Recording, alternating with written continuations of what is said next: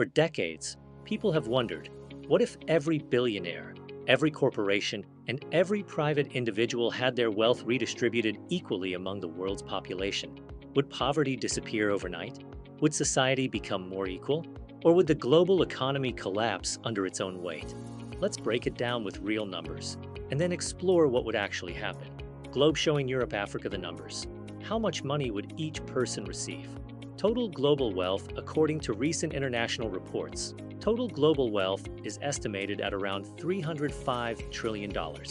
Number of people on Earth, the world population, is approximately 8.23 billion people. Simple math, if we took all global wealth and divided it equally, backhand index pointing right, every person would receive about $37,000. If we redistributed only the wealth of the world's billionaires, backhand index pointing right, every person would receive about $2,000. It sounds impressive, but the numbers alone don't tell the full story. Magnifying glass tilted left, what would actually happen? Even if the idea seems simple, the real-world consequences would be far more complicated. 1. Immediate effects for individuals. For people in poor countries, a one-time transfer of $3,000 to $37,000 could be life-changing. But in wealthy countries, where the cost of living is high, the long-term impact would be limited. It's important to remember, a single payout doesn't guarantee long-term economic security. 2. The massive practical problem. Wealth is not liquid. Most global wealth is not cash. It includes real estate company shares, factories, patents, private businesses. To redistribute it, the world would need to sell almost everything all at once. That would create an economic disaster.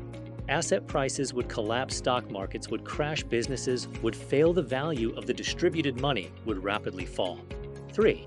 Inflation would skyrocket, injecting trillions directly into the global population at once would trigger huge spikes in consumer demand, rapid price increases, devaluation of currency in many regions.